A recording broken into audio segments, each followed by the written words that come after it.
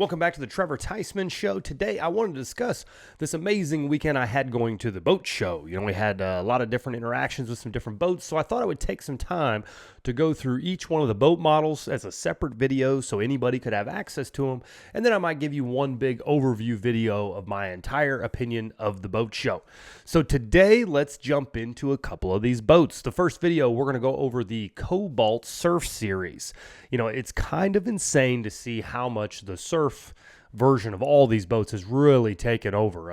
When it comes to stern drives or standard non-wake boats, it seems as though surf is still the name of the game. All of the families out there are really getting on board with surf, and I kind of get it. Skiing and doing other types of activities probably aren't as engaging as surfing because the person is so close to the boat, but that's for another video. Let's dive right into the Cobalt Surf Series boat that was there.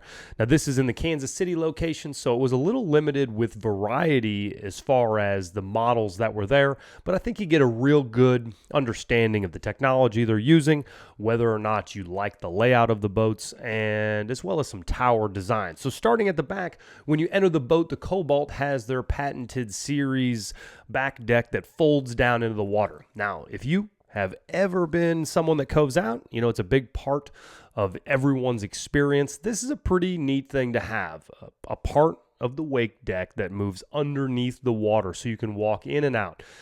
If you have ever been on a boat, those ladders are very uncomfortable. Your legs cannot, barely even get on them side by side. The ladder game for boats is quite lacking. So to have this deck be able to go underwater is a pretty great thing to have. But I have one major complaint. I wish that I didn't have it, but there is a pole pin system that's on the interior side of the walkway. And if you have ever spent any time on the back deck of a boat, you know that there'll be someone sitting smack dab in the middle of the deck, and you'll have two people floating beside it. Pretty much standard. Any time that you're doing a bit of a swim out, you utilize that deck almost as a table. So when you're sitting there, I guarantee you what's going to happen is you're going to round that corner. You'll ask the person in the middle to scoot over a little bit. I've got to get another cocktail. I'm headed in to get some raft for the kids. I've got to get another flotation device. Some reason you're going into the boat. And at this time, you're going to round the corner and you're going to kick that latch. I guarantee it. It was a pole pin piece that was right there on the right side that kind of sticks out just a little bit. Of course, it has to be there how it's designed to be able to pull the pin and fold that piece back in.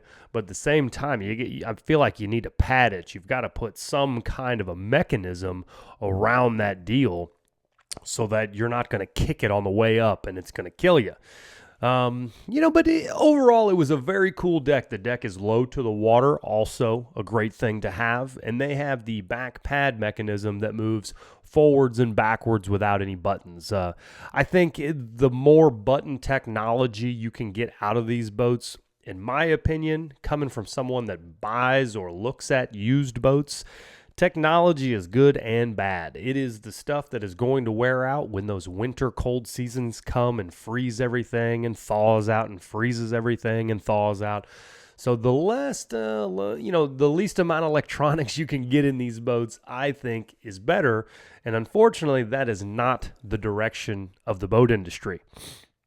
As you move into the deck, though, they do have some great, or into the cockpit, they have some great seating areas. I don't know that you'll find a more luxurious feel as you will with Cobalt. They definitely do stay up to that reputation.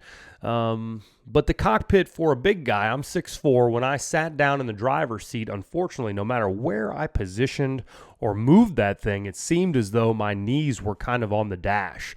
Now, I could bring the seat up a little bit higher, but then, of course, you've got the glass right in your eye line. So if I sit down to be inside the glass, I'm right there on my knees. Knees are right on the dash. It's kind of like driving a real tiny SUV, that mid-size version, not the bigger trucks or anything like that. That mid-size version, my knee is always on the dash.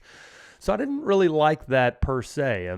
It would be nice if these boat world would get a telescoping steering wheel, because for us big guys, if I could just pull my knees off and then bring the steering wheel with me, I don't have any problem reaching the throttle in these boats as long as the steering wheel comes with me. I can't drive with an extended arm out 3 feet. So if they could bring that steering wheel towards me, I think that knee stuff would get a little bit better. But other than that, I'm sure you've seen many reviews. The Cobalt boat is magnificent. They don't skip any steps. It's got a beautiful tower. The one that they had there, I mean, they had more glow in the dark lights on this tower than I have seen any boat do, which is fun if you're into the water experience, but it may be too much light for being in the water at dusk, or even probably not at dusk, it's fine. But when it really gets dark, I can't imagine that you could even see the water as lit up as the interior of this boat is.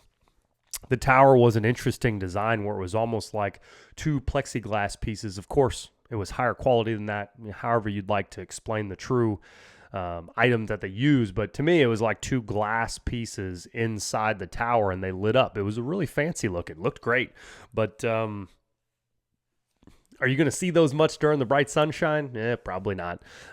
Is it a lot of fun to drive around at night? It kind of just depends. If it's too much light not to be able to see, then you would most likely turn them off. But I'm not hating on the lights. The more the merrier. I enjoy all the LED lights that are coming on these boats these days, so I didn't really have a complaint there. Overall, the Cobalt boat is everything that you would want it to be. I feel like they thought out an awful lot of the design elements. The back deck kind of folding down into the water was nice, but I feel like they really should pad that thing. But, the biggest complaint with the Cobalt is probably what everybody's really thinking. This boat was $300,000 on the floor. I think it was maybe $296 or $298. And it had, of course, all the bells and whistles, but it better for $298,000.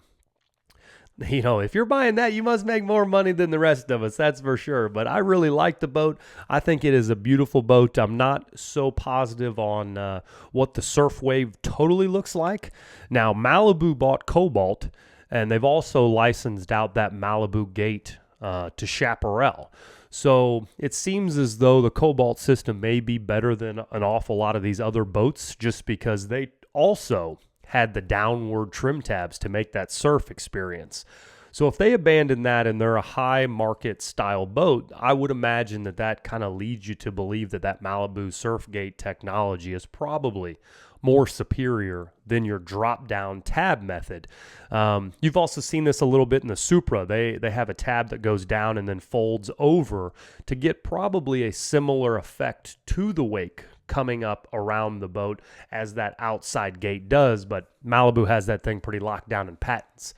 But overall, that boat experience, if you're looking for a classy runabout that can move through the lake in big water, your Cobalt's going to do that. And it looks like, since they have added the Malibu surf gate and the surf experience to the entire setup, I would imagine that it throws a pretty good wave. If you're a professional wakeboarder, or I should say surfer, maybe it's not the best wave as your $280,000 true wake boat just due to the weight.